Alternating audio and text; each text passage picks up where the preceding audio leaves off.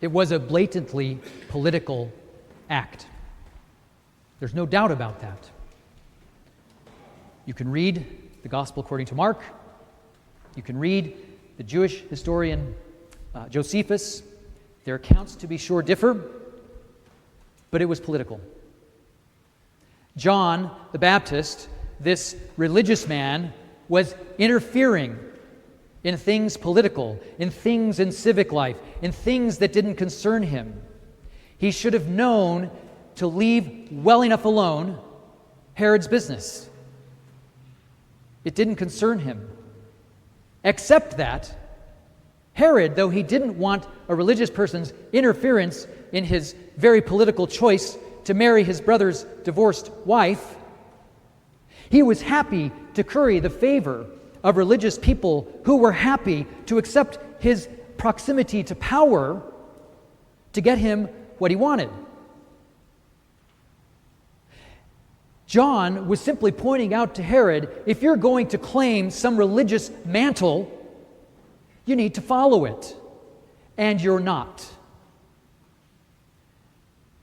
Obviously, that didn't sit well with Herodias, who had divorced her husband, Herod's brother, to marry him, finding that path, that crooked, in so many ways, crooked path to power, to her own self-aggrandizement. Herod suited her better than his brother. So she wanted John out of the way because he was a threat. And so the evangelist tells us his story looking back, because Herod is realizing, according to the gospel, that Jesus is posing exactly the same kind of threat. Jesus is irreproachably faithful to the law that Herod uses when it suits him for his own interests. So Herod is having flashbacks to that time not long ago when he eliminated one of his political enemies for interfering on the grounds of faithfulness to his religious beliefs. Here's the thing, and I say this well aware that it is La Fête Nationale here in Paris, well aware of what happened yesterday in Pennsylvania, where there was, in case I assume you all know, an assassination attempt on Donald Trump. We are on a day that is wildly, frighteningly political. And I would love for this moment to be simply an escape. I would. It's kind of hard to with a gospel reading like this, frankly. Unfortunately, it's also not faithful. I will tell you, I can't tell you how many times living in Palm Beach, Florida for 10 years, people would tell me to keep politics out of the pulpit. How can you with a gospel reading like this? This is nothing but a political story about the work of Jesus. It's not necessarily partisan. It doesn't give someone in my position license to tell you or me or anyone how to vote in any particular election.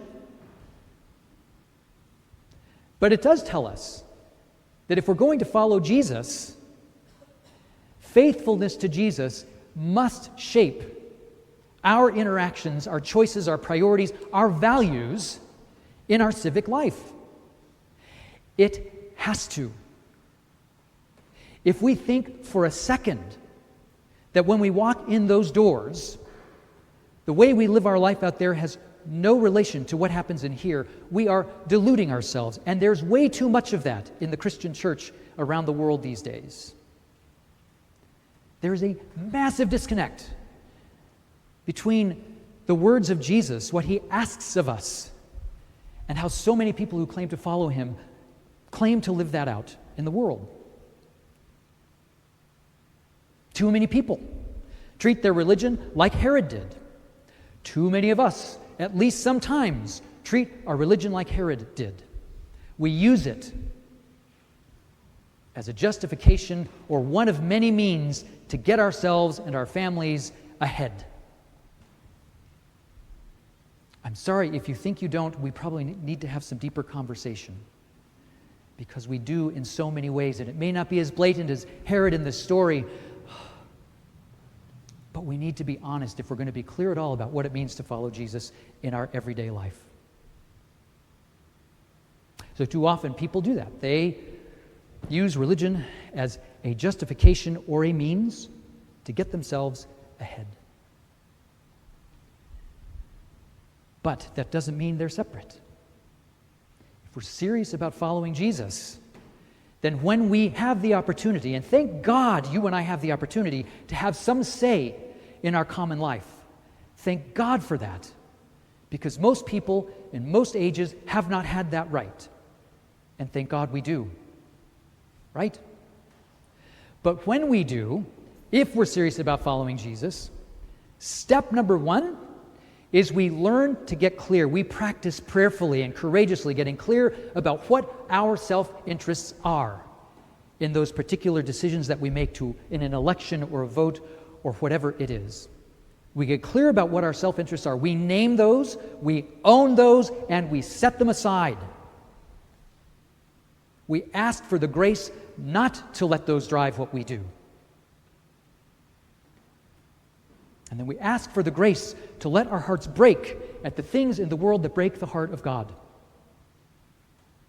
And we let those things, the plight of the marginalized, the oppressed, the poor, the persecuted, we let that drive how we live in the world.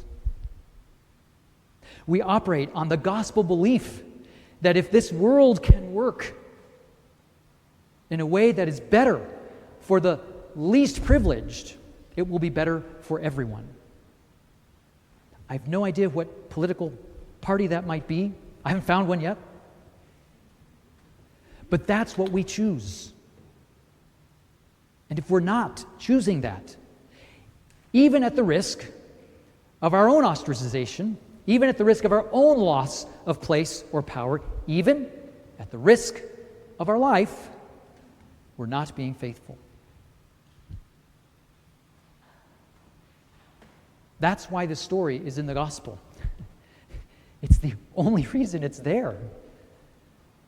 To point out that Jesus knew full well, and looking back, it was clear that Jesus was going to die a political death like his cousin John.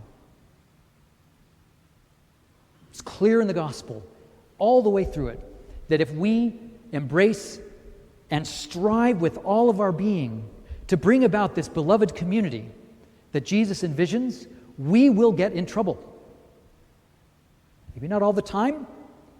Maybe actually sometimes we'll see a worldly order in our particular sphere that aligns with that, maybe, but maybe not. But it is certain that it will get us in trouble. And yet, you and I are called, Jesus says it many times, to take up our own cross and follow him. So I hope on this day of pain and fear and of celebration of all that's good about this nation here that we're in today, whether we live here or are visiting, I hope we can find some grace, ask for some grace to be faithful to that call of Jesus to build a beloved community, to learn what our own self-interests are, set them aside so that we can strive for justice and peace, as our baptismal covenant says. A colleague of mine posted on Facebook yesterday a suggestion, which we're going to do now, to sing together a hymn that I think sums this up better than my words. It's hymn 607. You can open your hymnals to that. And I hope we sing this as a prayer, as a call, a vision of who Jesus is asking us to be as a community of faith. And I hope that we can let these words shape our call to follow Jesus and live in this challenging world. Let's sing.